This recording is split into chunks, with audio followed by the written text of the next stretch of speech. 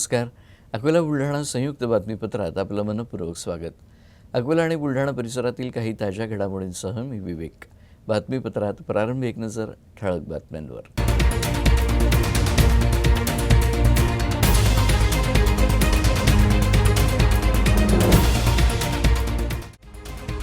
चॅनलवाल्यांनी भांडणं दाखवायची आणि आम्ही मजा मारायची. विरोधी पक्षनेते विजय वडेट्टीवार यांचा राज्य सरकारवर घणाघात. राज्यातील जातीत भांडणं लावणं हे सरकार प्रायोजित काम असल्याचा वडेट्टीवार यांचा आरोप. तर शेतकऱ्यांचे, बेरोजगारांचे अनेक प्रश्न असताना सरकारचा टेंडरकडे लक्ष असल्याचं बुलढाण्यात केली टीका. एसटी महामंडळाचे बुलढाणा विभागीय कार्यालय उच्च न्यायालयानं केलं सील. कर्मचाऱ्यांच्या सेवानिवृत्तीचे 53 लाख उपदान देण्यास टाळाटाळ करत असल्यानं उच्च न्यायालयाची कारवाई.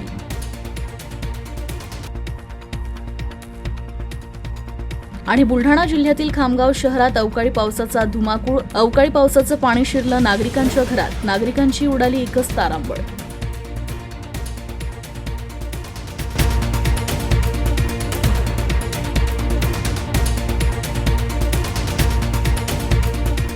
आणि आता सविस्तर वृत्त. सध्या राज्यातील मूलभूत प्रश्नांना बगल देण्याचं काम सरकार करत आहे. राज्यात शेतकऱ्यांचे, बेरोजगारांचे अनेक प्रश्न असताना सरकारमधील सर्वांचं लक्ष मात्र टेंडरकडे असल्याचा घणाघात आरोप विरोधी पक्षनेते विजय वडेट्टीवार यांनी केला आहे. राज्यातील तिजोरी लुटण्याचं काम हे सरकार करत असून आमदानीपेक्षा जास्त खर्च करत आहे. यावरून सामान्य जनतेचं लक्ष वळवण्यासाठी मराठा विरुद्ध ओबीसी, धनगर विरुद्ध आदिवासी, भामठा विरुद्ध बंजारा असे जातीय भांडण लावण्याचा प्रायोजित कार्यक्रम राबवत असल्याची टीकाही त्यांनी केली. बुलढाण्यात आयोजित पत्रकार परिषदेत ते बोलत होते. सरकारने स्पॉन्सर्ड केलेला हा कार्यक्रम आहे. कारण राज्यामध्ये भ्रष्टाचाराचं इतकं मोठं भ्रष्टाचार होत आहे. अनेक भ्रष्टाचाराची उदाहरण देत आहे. सगळ्या खालच्या योजना सेंट्रलाइज करून टेंडर काढून खुल्या तिजोरीची व्यवस्था चालली आहे. काही टेंडर 5,000 म्हणजे 500 कोटीचं टेंडर असेल त्याला फुगवून 1,500 कोटीचं करण्याचं काम सुरू आहे. अशा अनेक गोष्टी सांगता येईल, मी हाऊसमध्ये मांडणार आहे. पण असं तुम्हाला स्पेसिफिकली सांगायचं झालं तर पूर्णतः मिळकतीपेक्षा अधिकचा खर्च शासन करते. म्हणजे राज्याची मिळकत 100 रुपये आहे आणि खर्च मात्र कालच्या एका आमच्याकडे प्राप्त माहितीनुसार राज्यामध्ये खर्च हा 272 रुपये आहे. म्हणजे 172 रुपये हे अधिकचा खर्च आहे. मिळकतीपेक्षा अधिक खर्च करण्याचं काम या राज्यामध्ये सर्रास सुरू आहे. प्रत्येकाचं लक्ष टेंडरवर आहे. टेंडर मिळवणं, पर्सेंटेज खाणं आणि राज्याला उद्ध्वस्त करणं, अशी सगळी परिस्थिती आता आहे. यामध्ये अनेक प्रश्न असे आहेत की शेतकऱ्यांचा प्रश्न आहे, कर्जमुक्तीचा प्रश्न आहे, दुष्काळाचा प्रश्न आहे, अवकाळी पावसाचा आहे, आरोग्य यंत्रणा हतबल झाली आहे, हजारो लोकांचा बालकांचा औषधेबाबी जातोय. त्यामध्ये तुम्हाला बेरोजगारांचा प्रश्न आहे, नोकर भरतीचा पत्ता नाही. आणि त्याच्या पलीकडं जाऊन आपण पाहिलं की राज्यातील एकूण कुठल्याही धोरणावर या सरकारचं लक्ष नाही. एसटी महामंडळाचं बुलढाणा विभागीय कार्यालय सील करण्यात आलंय. कर्मचाऱ्यांच्या सेवानिवृत्तीचं उपदान देण्यास टाळाटाळ केल्यानं ही कारवाई करण्यात आली आहे. यानंतरही महामंडळ ताळ्यावर आलं नाही तर कार्यालयाच्या जमिनीची लिलाव प्रक्रिया लवकरच सुरू करण्यात येईल अशी माहिती आहे. 19 कर्मचाऱ्यांचे सेवानिवृत्तीचे तब्बल 53 लाख रुपये महामंडळाकडे थकीत आहे. उच्च न्यायालयानं गेल्या 25 सप्टेंबर रोजी रक्कम अदा करण्याचे आदेश पारित केले होते. मात्र 2 महिन्यांचा कालावधी उलटूनही महामंडळानं हा विषय गांभीर्यानं घेतला नाही. त्यामुळे त्यांची जमीन जप्त करून शासनाच्या नावे करण्यात आली आहे. तसेच तहसीलदार रुपेश खंडारे यांच्या मार्गदर्शनाखाली एका पथकानं मलकापूर मार्गावरील विभागीय कार्यालय सील केले आहे. शुक्रवारपर्यंत धनादेश दिला नाही तर जमिनीच्या लिलावाची प्रक्रिया सुरू करण्यात येईल असे वरिष्ठ सूत्रांनी सांगितलंय. त्यामुळे मुख्यालय प्रशासन आणि बुलढाणा विभाग हादरला आहे. बुलढाणा जिल्ह्यातील खामगाव इथं झालेल्या अवकाळी पावसामुळे नागरिकांच्या घरात पाणी शिरलंय. त्यामुळे नागरिकांची एकच तारांबळ उडाली होती. खामगाव शहरात मुसळधार पावसानं हजेरी लावली. या पावसाचं पाणी नागरिकांच्या घरात शिरल्यानं नागरिकांच्या घरातील साहित्यांचं फार मोठं नुकसान झालं. दरम्यान अचानकपणे शहरात मुसळधार पावसानं एंट्री केली आणि त्या पावसाचं पाणी खामगाव शहरातील सती फैल बोबडे कॉलनी या ठिकाणच्या नागरिकांच्या घरात शिरलंय. पावसाचं पाणी अचानक घरात शिरल्यानं नागरिकांची एकच तारांबळ उडाली. अचानकपणे आलेल्या पावसाचं पाणी नागरिकांच्या घरात शिरल्यानं नागरिकांच्या घरातील साहित्यांचं नुकसान झालंय. खामगाव नगरपालिका याकडे दुर्लक्ष करत असून नगरपालिकेनं तात्काळ नाल्या काढून पाण्याची समस्या मार्गी लावावी अशी मागणी नागरिकांकडून होत आहे. राष्ट्रीय आरोग्य अभियान कंत्राटी अधिकारी कर्मचारी संयोजक कृती समितीतर्फे गेल्या 25 ऑक्टोबरपासून बेमुदत काम बंद आंदोलन सुरू होतं. मात्र आरोग्यमंत्र्यांसोबत झालेल्या चर्चेनंतर हे आंदोलन तात्पुरत्या स्वरूपात मागे घेण्यात आलं आहे.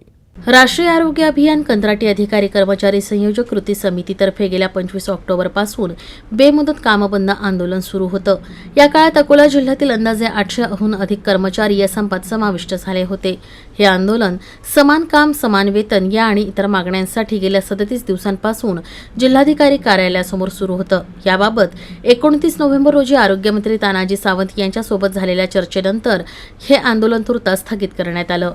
अकोला शहरातील सर्वोपचार रुग्णालयातील भोंगळ कारभार काही नवा नाही, मात्र यात कहर म्हणता येईल असा प्रकार आता घडलाय. या रुग्णालयातील बालरोग विभागातील एका चिमुकल्या बाळाचे ब्लड सॅम्पल चक्क गायब झालं आहे. धक्कादायक बाबींच्या गंभीर प्रकाराकडे रुग्णालय प्रशासन डोळेझाक करत आहे. यावर रुग्णांच्या नातेवाईकांकडून तीव्र नाराजी व्यक्त केली जात आहे. सर्वोपचार रुग्णालयात अनागोंदी कारभार सुरू असून एका पत्रकाराच्या 6 ते 7 महिन्यांच्या लहान मुलीला उपचारासाठी या ठिकाणी दाखल करण्यात आलं होतं. उपचारादरम्यान लहान मुलीचं ब्लड सॅम्पल घेण्यात आलं. मात्र हे ब्लड सॅम्पल घेतल्यानंतर रुग्णालयाच्या अनागोंदी कारभारामुळे ते गायब झाल्याचा प्रकार समोर आला. इतकंच नव्हे तर या बालकांना लागणाऱ्या आवश्यक औषधींचा तुटवडा देखील निर्माण झाला असून रुग्णाच्या पालकांना खासगी फार्मसीतून औषधं आणावी लागतायत. राज्य सरकारनं 15 ऑगस्टपासून सर्व औषधोपचार मोफत असल्याची घोषणा केली. अकोला सर्वोपचार रुग्णालयातील दंतचिकित्सा विभागात 2021 पासून उपचाराचं साहित्य नसल्यामुळे या विभागाच्या रूट कॅनल सारख्या शस्त्रक्रिया रखडल्या आहेत. लहान बालकाचं ब्लड सॅम्पल गहाळ होणं हा चिंतेचा विषय आहे. तर मुलीच्या पालकांनी या सॅम्पलचा शोध घेतला, मात्र ते कुठेच सापडलं नाही. अकोला जिल्ह्याच्या बार्शी टाकळी तालुक्यात अवकाळी पावसानं पिकांचं मोठं नुकसान झालंय. पीक नुकसानीचे तातडीनं पंचनामे करून तात्काळ मदत देण्यात यावी अशी मागणी या भागातील शेतकरी करत आहेत. बार्शी टाकळी तालुक्यातील सारकिन्ही परिसरातील शेतकऱ्यांचं कपाशी, हरभरा, कांदा, तूर पिकाचं अतोनात नुकसान झालंय. पावसाची तीव्रता जास्त प्रमाणात असल्यामुळे तूर पिकांच्या शेंगा आणि फुलं गळून पडली आहेत. शेतकऱ्यांच्या हाताशी आलेल्या तूर पिकाचं मोठं नुकसान झाल्याचं दिसतंय. गेल्या 4-5 दिवसांपासून ढगाळ वातावरणामुळे तूर आणि हरभरा, कांदा इत्यादी पिकांवर अज्ञात रोगाचा प्रादुर्भाव झाला आहे. बदलत्या वातावरणाचा फटका नुकत्याच जमिनीच्या वर निघालेल्या रब्बीच्या पिकालाही बसला आहे. सारकिन्ही परिसरातील शेतकऱ्यांचं मोठ्या प्रमाणात नुकसान झाल्यामुळे त्यांनी पंचनामा करून तातडीनं मदत देण्याची मागणी केली आहे. माझ्याजवळ 3 एकर शेती आहे.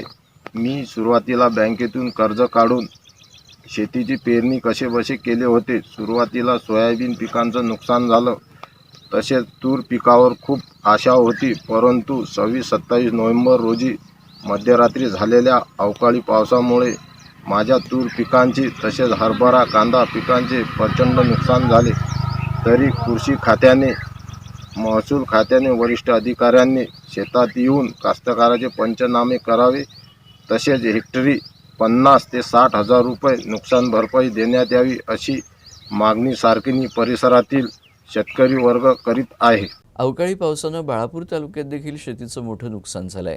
शासनानं तातडीनं पंचनामे करावेत आणि शेतकऱ्यांना मदतीचा हात द्यावा अशी मागणी शिवसेनेच्या वतीनं करण्यात आली आहे. या मागणीचं निवेदन जिल्हाधिकाऱ्यांकडे सादर करण्यात आलं आहे. खरीप तसंच रब्बी पिकं जसं कपाशी, तूर, हरभरा, कांदा, लिंबू आणि भाजीपाला या पिकांचं पावसामुळे अतोनात नुकसान झालं आहे आणि शेतकऱ्यांवर अस्मानी संकट ओढवलं. या आर्थिक संकटातून शेतकऱ्यांची सुटका करण्याची मागणी करण्यात आली आहे. तत्काळ सदर पंचनामे होऊन शेतकऱ्यांना नुकसान भरपाई न मिळाल्यास शिवसेना स्टाईलनं आंदोलन करण्याचा इशारा देण्यात आला आहे. नुकसान भरपाई ताबडतोब देण्यात यावी, पंचनामे करण्यात यावे. ज्या शेतकऱ्यांनी हरभराची पेरणी केलेली आहे, अक्षरशः हरभऱ्याचे बियाणे जमिनीतच आहे, परंतु या अतिवृष्टीमुळे ते बियाणे कुजले आहे. त्या कुजलेल्या बियाण्यांना सुद्धा त्या शेतकऱ्यांना पूर्णतः मदत शेतकऱ्यांना केल्या गेली पाहिजे. कारण शेती पिकाचे विमे उतरलेले आहेत, परंतु बऱ्याच शेतकऱ्यांची अशी परिस्थिती आहे की त्यांना हे समजत नाही की आपण नुकसान झालेल्या पिकांचे कसं पोर्टलवर आपण अपलोड करायला पाहिजे, कशी तक्रार करायला पाहिजे. तरी सरसकट शेतकऱ्यांना मदत, कपाशी असोत किंवा आपलं तूर असोत, कांदा आहे, गहू आहे, हरभरा आहे, लिंबू आहे, फळ पिकं आहेत आणि भाजीपालासुद्धा आहे. तरी त्या शेतकऱ्यांना ताबडतोब मदत देण्यात यावी, अन्यथा शिवसेना रस्त्यावर उतरल्याशिवाय राहणार नाही. हवामानशास्त्र विभागानं अकोला जिल्ह्यात 3 दिवस पावसाची शक्यता वर्तवली होती. या अंदाजानुसार अकोला जिल्ह्यात ठिकठिकाणी मुसळधार पाऊस बरसलाय. आता पुन्हा पावसाची शक्यता वर्तवण्यात आल्यानं शेतकरी मात्र संकटात सापडलाय. 3-4 दिवसांपासून होत असलेल्या पावसामुळे अकोला शहरातील जटारपेठ मोठी उमरी रस्त्यावर मोठ्या प्रमाणात पाणी साचल्यामुळे वाहनधारकांना नाहक त्रास सहन करावा लागला. अनेकांची वाहनं बंद पडली तर काही वाहनं पाण्यातून काढताना चांगलीच कसरत करावी लागली. दरम्यान रस्त्यालगत असलेले नाले तुडुंब वाहत असल्यामुळे नाल्यातील पाणी रस्त्यावर साचलं होतं. या अवकाळी पावसामुळे शेती पिकं आणि फळपिकांचं मोठ्या प्रमाणात नुकसान झालं आहे. शेतकऱ्यांसह सर्वसामान्य नागरिक देखील हवालदिल झालेत. अकोला जिल्ह्यातील बाळापूर तालुक्यातील वाडेगाव इथं सर्वत्र घाणीचं साम्राज्य पसरलंय. यामुळे नागरिकांच्या आरोग्याचा गंभीर प्रश्न निर्माण झाला आहे. वाडेगाव गावात मोठ्या प्रमाणात घाणीचं साम्राज्य पसरलं आहे. नागरिकांचे आरोग्य धोक्यात येण्याची शक्यता वर्तविण्यात येत आहे. वाडेगाव येथील ग्रामपंचायत मोठी असून अंदाजे येथील लोकसंख्या 30,000वर आहे.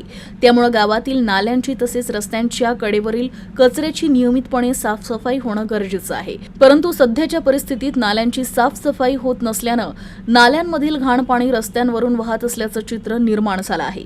तर आठवडी बाजार तसेच गावातील ठिकठिकाणी कचऱ्याचे ढिगारे असल्यानं दुर्गंधीयुक्त वातावरण निर्माण झालं आहे. तसेच मच्छरांचा प्रादुर्भाव मोठ्या प्रमाणात वाढला आहे. त्यामुळे नागरिकांच्या आरोग्यावर विपरीत परिणाम होऊन नागरिकांचं आरोग्य धोक्यात येत आहे. गेल्या काही दिवसांपासून प्रभाग क्रमांक 6 मधील मुलीला डेंग्यू तापाची लागण झाली होती. त्यामुळे नागरिकांमध्ये भीतीचं वातावरण पसरलं आहे. यामुळे ग्राम प्रशासनाकडून गावातील साफसफाईची कामे लवकरात लवकर हाती घ्यावी अशी नागरिकांकडून मागणी होत आहे. बुलढाणा जिल्ह्यातील मलकापूर इथं एका हॉटेलसमोर जादूटोणाचं साहित्य टाकून दहशत निर्माण करणाऱ्या दोघांवर जादूटोणा प्रतिबंधक कायद्यान्वये गुन्हा दाखल करण्यात आला आहे. बुलढाण्याच्या मलकापूरमध्ये शेख करीम शेख गफूर मुसा यांनी मलकापूर पोलीस ठाण्यात दिलेल्या तक्रारीवरून त्यांचे मंगेश्वर मंदिराजवळ चहा नाश्त्याचे हॉटेल आहे. त्यांच्या हॉटेलवर गेल्या 1 वर्षांपासून खारीक, बोरके, लाल कुंकू, लोखंडी खिळे लावलेल्या काळ्या बाहुल्या अशा वस्तू ठेवून दहशत निर्माण केली जात असल्यानं फिर्यादीनं त्या ठिकाणी CCTV बसवून घेतले आणि त्यानंतर शेख गफार, शेख सरदार आणि शेख मुस्ताक शेख रसूल हे साहित्य टाकत असल्याचं आढळून आल्यानं मलकापूर पोलीस ठाण्यात सदर दोन्ही आरोपींविरोधात जादू टोणा विरोधी कायद्यान्वये गुन्हा दाखल करण्यात आला आहे. यानंतरच्या बातम्या थोड्याच वेळात. अरे सुनो, हाँ? त्योहार का समय है और आप बाहर कहाँ जा रहे हो?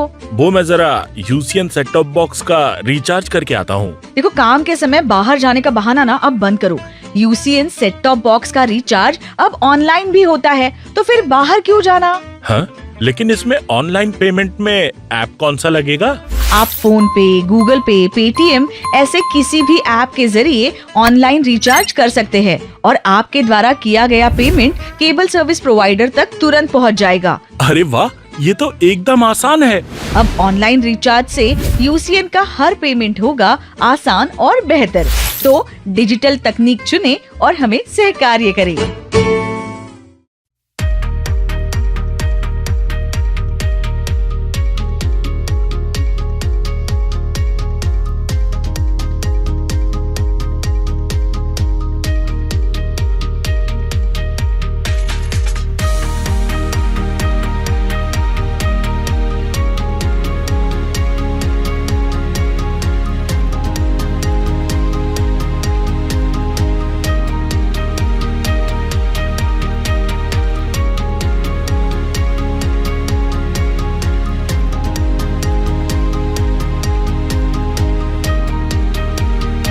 विश्रांतीनंतर बातमीपत्राच्या या भागात आपलं पुन्हा एकदा स्वागत.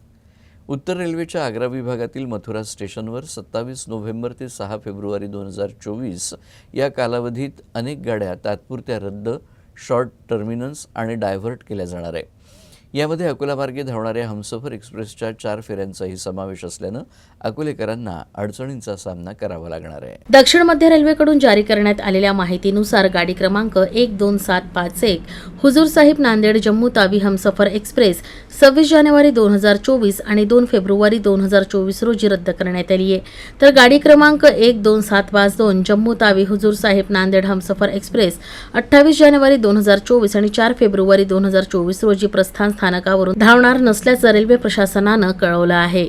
अकोला शहरात नुकतीच धम्म रॅली काढण्यात आली. अतिशय शिस्तबद्ध पद्धतीनं काढण्यात आलेल्या या रॅलीत 100पेक्षा जास्त बौद्ध भिक्खूंचा समावेश होता. संपूर्ण जगाला शांतीचा संदेश देणारे भगवान बुद्ध आणि महाकारुणिक महामानव डॉक्टर बाबासाहेब आंबेडकर यांच्या पूर्णाकृती पुतळ्याला वंदन करून ही रॅली काढण्यात आली. कृषीनगर बुद्ध विहार ते नालंदा बुद्ध विहारापर्यंत ही रॅली काढण्यात आली होती.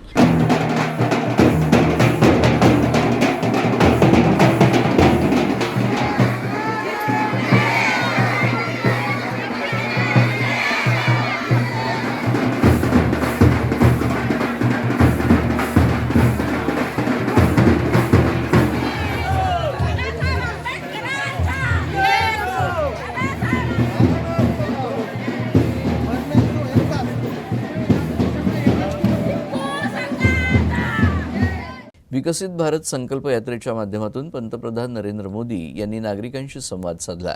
दरम्यान बुलढाणा जिल्ह्याच्या कुलमखेड गावात या यात्रेचा चित्ररथ दाखल झाला होता.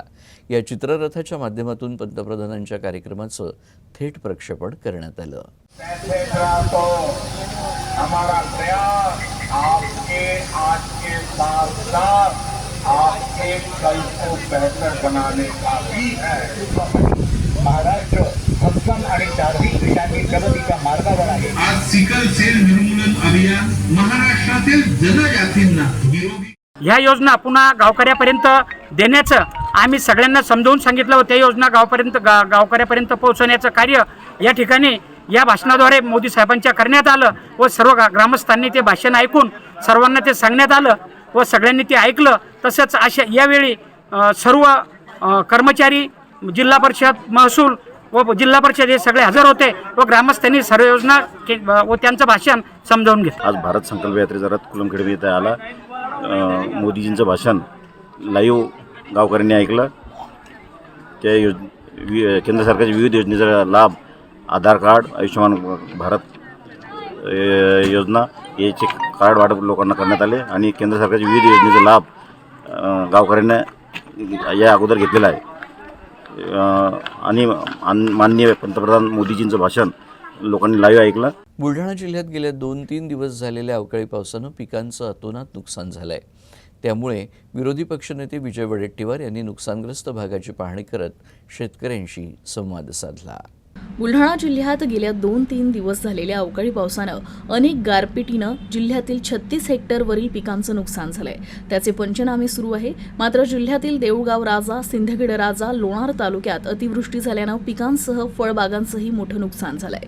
या नुकसानीची पाहणी राज्याचे विरोधी पक्षनेते विजय वडेट्टीवार यांनी केली असून नुकसानग्रस्त शेतकऱ्यांशी संवाद साधला आणि त्यांची विचारपूस केली. शिवाय सरकारकडून भरघोस मदत मिळावी अशी अपेक्षा व्यक्त केली. 5 गाव आहे, 100% दोष होईल इकडे. इथे घ्या तुम्हाला फोटो घ्या.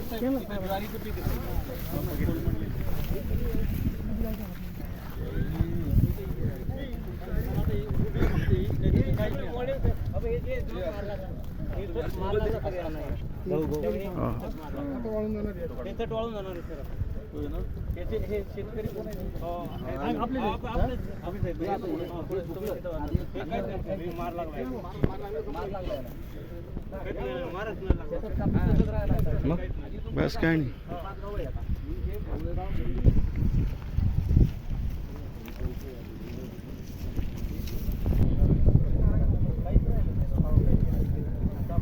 बुलढाणा जिल्ह्यातील जळगाव जामोद येथील ग्रामदैवताच्या मंदिरात कोजागिरी पौर्णिमेपासून ते कार्तिक पौर्णिमेपर्यंत चाललेल्या महोत्सवाची सांगता काकड आरतीनं करण्यात आली.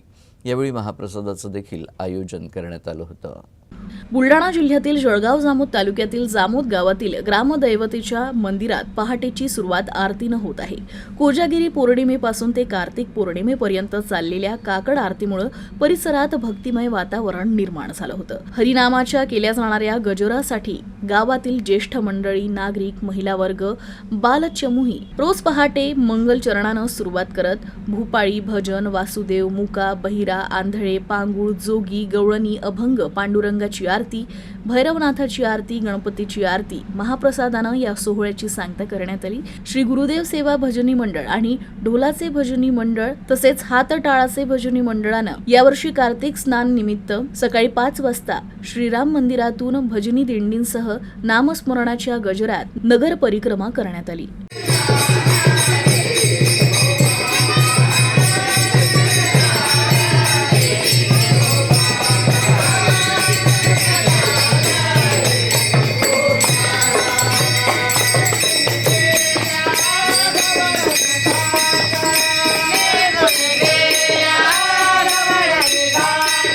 गेल्या 1 वर्षांपासून खोदून ठेवलेला रस्ता दुरुस्त करून देण्यात यावा या मागणीसाठी अकोला पातूर दरम्यान असलेल्या चांगेफळ येथील नागरिकांनी जिल्हाधिकाऱ्यांना निवेदन दिलं आहे। या निवेदनाची तत्काळ दखल घेण्यात आली नाही तर संपूर्ण गाव आमरण उपोषण करणार असा इशाराही निवेदनाद्वारे देण्यात आला आहे।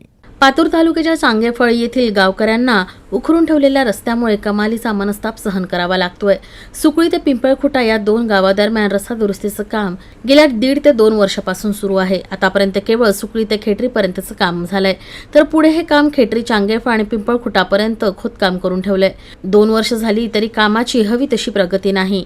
यामुळे या मार्गावरून ये जा करताना अनेक अडचणींचा सामना करावा लागतोय। दरम्यान रस्त्याचे हे काम तत्काळ पूर्ण करण्याची मागणी गावकऱ्यांनी जिल्हाधिकाऱ्यांना निवेदनातून केली आहे। चांगेफळ येथील रहिवासी असून गेल्या 2-3 वर्षापासून आमच्या रोडचं खोदकाम करून टाकलेलं आहे, परंतु ते काम पूर्ण झालेलं नाही। गिट्टी टाकलेली आहे। तर एवढा त्रास आहे आम्हाला की सगळे शाळाच्या सगळ्या गाड्या जेवढे चालू होत्या तेवढे सगळे बंद पडलेले आहेत। कुठे दवाखान्यात जायला सुद्धा आम्हाला रस्ता नाही। पहिल्यांदा आम्ही तक्रार केली पण त्याचा काहीच फरक नाही पडला। पुन्हा आज आम्ही कलेक्टर ऑफिसला आलो, निवेदन दिलं। याच्यापुढे आम्ही जर ऐकलं नाही तर आम्ही आमरण उपोषणाला बसणार आहोत। लहान मुलांना पळवून नेऊन अत्याचार केल्या प्रकरणातील सराईत आरोपीला अकोला जिल्हा सत्र न्यायालयाच्या न्यायमूर्तींनी 20 वर्ष सश्रम कारावासाची शिक्षा ठोठावली आहे। सुधाकर उईके हा शेगावमध्ये कचरा गोळा करायचा तसंच भीकही मागायचा। कोविड काळात 22 ऑगस्ट 2020 रोजी तो एका 15 वर्षीय पीडितेसोबत चाइल्ड हेल्पलाईनचे समन्वयक पद्माकर आणि त्यांच्या चमूला अकोला रेल्वे स्थानकावर संशयास्पद अवस्थेत आढळला। ही माहिती रेल्वे पोलिसांना देण्यात आली। आरोपीला ताब्यात घेऊन पीडित मुलीस बालकल्याण समितीसमोर हजर करण्यात आलं। वैद्यकीय तपासणीनंतर पीडिता गर्भवती असल्याचं निदान झालं। त्यानंतर पोलिसांनी त्याच्या विरोधात गुन्हा दाखल केला। दरम्यान हे प्रकरण न्यायालयात गेलं आणि सरकार पक्षाचा पुरावा ग्राह्य मानून न्यायालयानं आरोपीस 20 वर्ष कारावासाची शिक्षा ठोठावली आहे। कारवाईसाठी गेलेल्या पोलिसांच्या अंगावर उकळतं पाणी टाकून त्यांना जखमी करण्याचा आणि शासकीय कार्यवाहीत अडथळा आणण्याचा प्रयत्न करण्यात आल्याचा प्रकार जळगाव जामोद तालुक्यातील खांडवी या गावात घडलाय। जळगाव जामोद तालुक्यातील खांडवी येथील रहिवासी अनंता जानकीराम सारोकार यांच्या दुकानात लताबाई सारोकार या बेकायदेशीरपणे प्रवेश करून ताबा घेतला होता। या प्रकरणी अनंता सारोकार यांनी जळगाव जामोद पोलिसात तक्रार केली। तक्रारीवरून कर्मचारी खांडवी इथं दुकानदारावर कारवाईसाठी गेले असता महिलेनं दुकान उघडण्यास मनाई केली। यावेळी पोलिसांनी सदर दुकानाचं शटर लॉक वेल्डिंग कटरच्या साह्यानं कापून दुकानाचं शटर उघडलं। दरम्यान लता सारोकार यांनी पोलीस कर्मचाऱ्यांच्या अंगावर गरम उकळतं पाणी टाकलं। पोलिसांनी या महिलेस ताब्यात घेत तिला दुकानाबाहेर काढलं असता तिनं महिला पोलीस कॉन्स्टेबल फाळके यांच्या हाताच्या मनगटावर चाबा घेऊन त्यांना जखमी केलं आणि शासकीय कामात अडथळा निर्माण केला। या प्रकरणी लताबाई सारोकार यांच्यावर गुन्हा दाखल करण्यात आला आहे। गेल्या काही दिवसांपासून लांब पल्ल्याच्या बस बाळापूर मार्गे न जाता अकोला आणि खामगाव आणि शेगाव या मार्गांवर धावत आहेत। नियमानुसार बाळापूरचे प्रवासी बसमध्ये घेणं अनिवार्य असतानाही चालक आणि वाहक प्रवाशांना बसमध्ये चढू देत नाहीत। त्यामुळे बाळापूर ग्रामस्थांनी मागण्यांचं निवेदन सादर केलं आहे।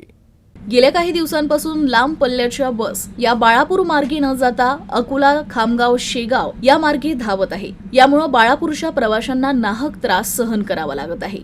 नियमानं त्यांना बाळापूरचे प्रवासी चढ उतार करणे अनिवार्य असल्यानं चालक आणि वाहक अनेक प्रवाशांना, विद्यार्थ्यांना अकोला, खामगाव येथून चढण्यास मज्जाव करत आहे। तसेच बाळापूरचे वाहतूक नियंत्रक सुद्धा त्यांची पाठराखण करत असल्याचं चित्र निदर्शनास आलं आहे। यामुळे स्थानिकांनी विभागीय नियंत्रकांना निवेदन सादर केलं। अकोला जिल्ह्यातील बाळापूर परिसरात वादळी वाऱ्यांसह अवकाळी पावसानं हजेरी लावली। गेल्या 3-4 दिवसांपासून सुरू असलेल्या सततच्या पावसामुळे शेतकऱ्यांची उरलीसुरली पिकं जमीनदोस्त झाली असून वादळी वाऱ्यांमुळे परिसरातील झाडं देखील उन्मळून पडली आहेत, तर अनेक ठिकाणी रस्त्यांवरील वाहतूक प्रभावित झाली होती. वादळी पावसानंतर शहरातील बहुतांश भाग अंधारात बुडाला. दरम्यान गुरुवारी दुपारी आभाळ निस्तरल्यासारखं वाटत असताना अचानक सायंकाळी अवकाशात काळे कुट्ट ढग दाटून आले आणि वादळी हवेसह पावसानं जोरदार हजेरी लावली. बस स्थानक परिसरात मोठ्या प्रमाणात पाणी साचलं होतं, तर सर्वात उंच असलेल्या किल्ल्यावरही तहसील परिसरातील 2 ते 2.5 फूट पाणी साचलं होतं. शहरासह परिसरातील अनेक घरावरील छत वादळी वाऱ्यामुळे उडून गेले आणि विटा उत्पादकांचे अवकाळी पावसामुळे मोठं नुकसान झालं. मागितलेल्या माहितीच्या बाबतीत कामचुकारपणा तसंच निधी अखर्चित दाखवल्यामुळे मुख्य कार्यकारी अधिकारी, गटविकास अधिकारी, पंचायत समिती बाळापूर, उपविभागीय पोलीस अधिकारी तसंच पोलीस निरीक्षक आणि ग्रामपंचायत कार्यालयात आमरण उपोषणाबाबत पत्र सादर करण्यात आलं आहे. सादर करण्यात आलेल्या पत्रात ग्रामपंचायत कार्यालयाकडे वाडेगाव संबंधित विविध कामांची तसेच 14 आणि 15 वित्त आयोगामधून झालेल्या कामांची आणि खर्चांचा तपशिलावर माहिती मागितली होती. जय भीम नगर इथं नागरिकांसाठी विशेष निधीमधून स्मशानभूमीसाठी ठराव घेऊन निधी मंजूर करण्यात आला होता. 14 आणि 15व्या वित्त आयोगातील प्रस्तावित खर्चांमधून स्मशानभूमीचे बांधकाम करण्याचा ठराव घेण्यात येऊन आतापर्यंत काम झाले नाही. आपल्या कार्यालयानं कामचुकारपणा तसेच निधीमध्ये आकर्षितपणा दाखवल्यानं यासारखी गंभीर प्रकार केले आहे. तरी दप्तर दिरंगाई, कामचुकारपणा, वित्त आयोगातील निधीची अफरातफर करून अनावश्यक कामांसाठी प्राधान्य देऊन स्मशानभूमीचा बांधकाम खर्च इतर कामांसाठी वळवण्यात आल्याचं निदर्शनास येत सदर प्रकारची गंभीर दखल न घेतल्यास 7 डिसेंबरला ग्रामपंचायत कार्यालयासमोर आमरण उपोषणाचा इशारा देण्यात आला आहे. शेवटी पुन्हा एकदा ठळक बातम्या.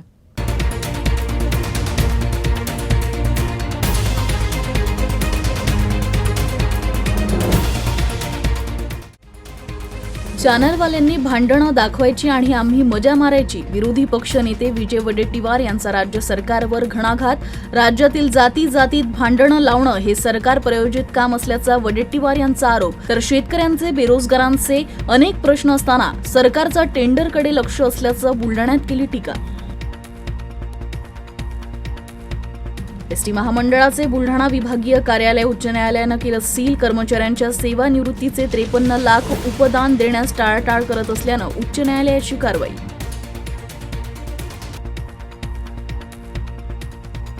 आणि बुलढाणा जिल्ह्यातील खामगाव शहरात अवकाळी पावसाचा धुमाकूळ. अवकाळी पावसाचं पाणी शिरलं नागरिकांच्या घरात. नागरिकांची उडाली एकच तारांबळ.